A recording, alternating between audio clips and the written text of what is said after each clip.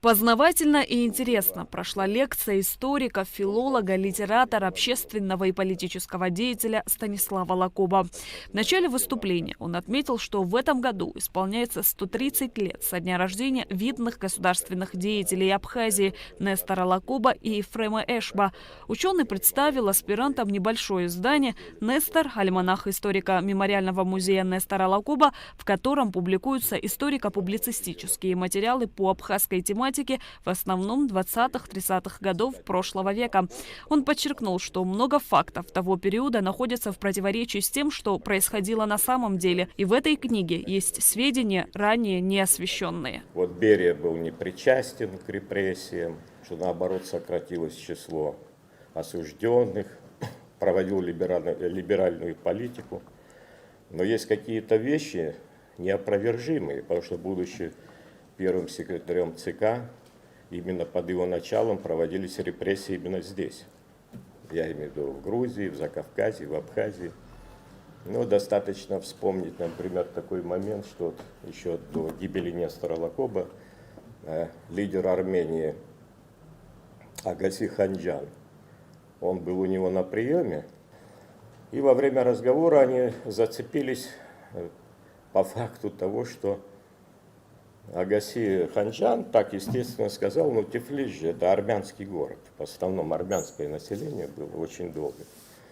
Вот. И произошел между ними скандал, стычка прямо там в кабинете. И то ли Берия, то ли люди Берии его застрелили прямо в кабинете у Берии. Потом его завернули в ковер, то есть это есть свидетельство об этом. Увезли в гостиницу, где он находился, и объявили, что он покончил жизнь самоубийством.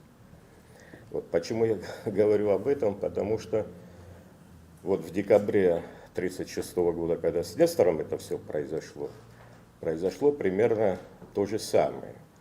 Вот. Почему? Потому что Берия показал ему планы Абхаз переселен строя, переселения из районов Западной Грузии в Абхазию, и Нестор сказал, что это не будет только через мой труп, и между ними произошел скандал очень сильный. Говорят даже то, в общем, что Нестор ему нанес оскорбление физическое. Даже так. Станислав Лакоба рассказал аспирантам и о сведениях по задержанию Сарии Лакоба. В 1989 году, будучи депутатом Верховного Совета СССР, Владислав Арзенба получил доступ к архивным материалам в Москве по делу Сарии. Эти данные нашли подтверждение в Тбилисском архиве. На основе выписок и некоторых копий документов складывается четкая картина нечеловеческих пыток и истязаний, которые стойко и с достоинством переносила жена Нестора Лакоба. Из этих дел становятся известными многие подробности. Так, постановление об избрании меры пресечения Сарии Лакоба было объявлено лишь 29 августа 1937 года, а первый допрос произведен только спустя 3 месяца после ареста. А в 1937 году вот эти жесточайшие допросы, они производились 14 раз. Ну, представьте себе, если через 3 месяца, то есть в августе 1937 года она была арестована, и только через 3 месяца, это где-то в октябре, да, значит, в течение нескольких месяцев 14 раз. Причем допросы по несколько суток. Допросы такие, с пристрастием, с применением различных мер воздействия физического, морального характера.